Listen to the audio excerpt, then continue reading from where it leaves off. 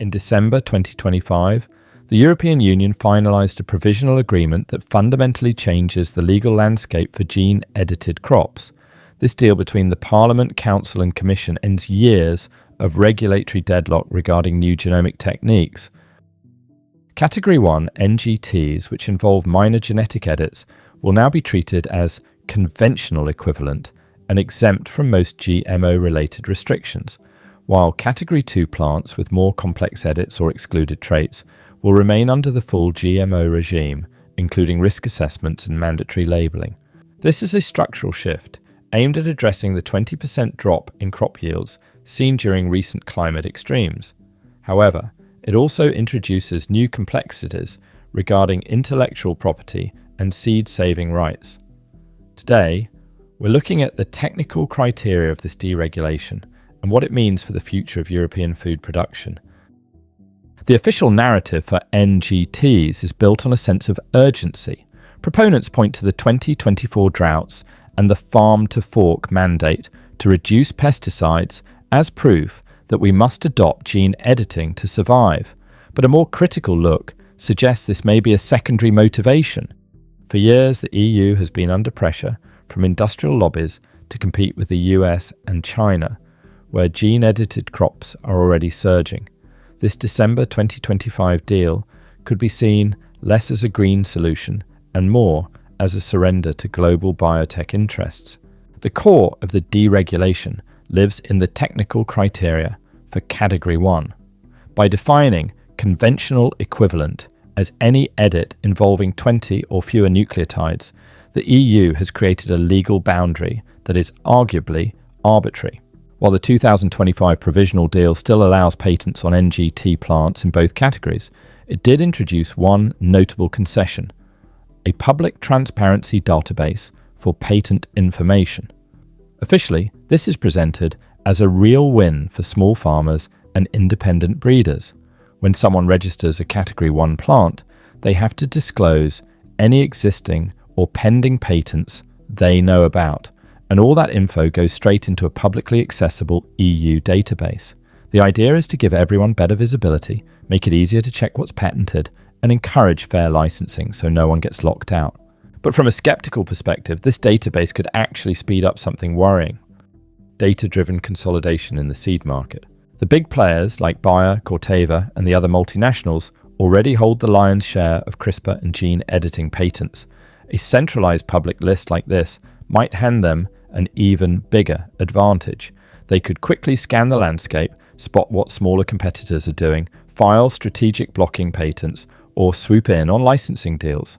For small breeders and farmers, who often don't have the legal teams or resources to navigate complex IP mazes, this could quietly raise the barriers even higher, reduce real seed diversity, and chip away at farmer independence. While the regulation still lets companies patent plants in both NGT categories, the 2025 deal threw in this transparency database as a kind of compromise. It's sold as a big help for small breeders, making sure everyone can see who's claiming what. But here's the real worry. By forcing all these patent details into one central public registry, especially for Category 1 plants, the rules basically hand the big players a ready-made map for taking over the market.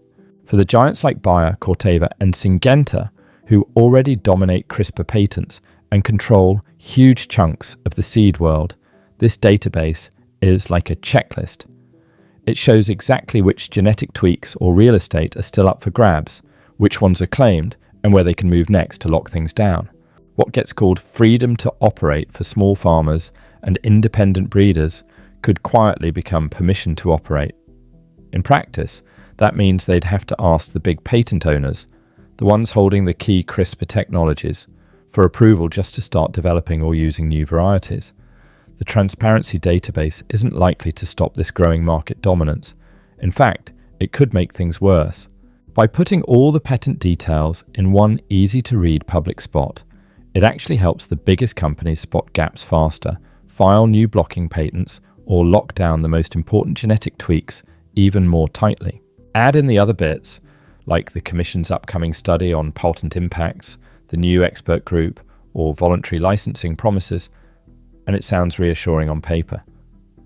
But skeptics say the These safeguards are probably too soft and too late to push back against the patent rush and market power we've already seen building for years.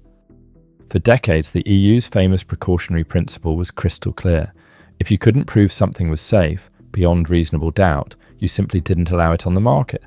That meant the burden of proof sat squarely on the developer to show no serious risks.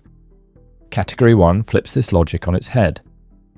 By exempting these light-touch edits from full risk assessments, authorization and monitoring, the regulation essentially assumes safety up front. We now operate on the idea that these plants are fine until someone proves otherwise, until an off-target effect pops up or an ecological problem emerges down the line. In a globalized food system, once these invisible edits get entered into official variety catalogues, they spread fast through seeds, imports and cross-border trade, tracing any unintended consequence back to one specific genomic tweak. Good luck. It becomes nearly impossible to pinpoint, let alone hold anyone accountable. The old precautionary approach demanded proof of safety before release. Category 1 shifts the burden, prove the harm after it's already out there. Critics say this isn't just a tweak to the rules, it's a fundamental reversal that could quietly erode decades of environmental and health safeguards, all in the name of faster innovation. The NGT regulation gets sold as a smart, pragmatic step forward, a way to make European agriculture tougher against climate change and pests. But look closer, and it's really something else. A quiet handover of control. For generations, seeds were part of our shared heritage, shaped by farmers, traditional breeding and open exchange. Now we're moving into a world where the very building blocks of our food are treated like proprietary code, patented, owned, and licensed by a handful of corporations. When formal adoption hits early 2026, it'll be hailed as a big win for resilience and innovation. But the real story is simpler. The old barriers that kept industrial biotechnology out of European fields are coming down. By 2028, when the first unlabeled Category 1 varieties start appearing on the market, the line between a truly natural crop and a corporate engineered product will be almost impossible to see. And that brings us to the next big problem: sovereignty. If the detection methods for these tiny edits are as unreliable as many critics say, how exactly does an organic farmer protect their fields from contamination? How does a whole country actually opt out and keep control over what grows here?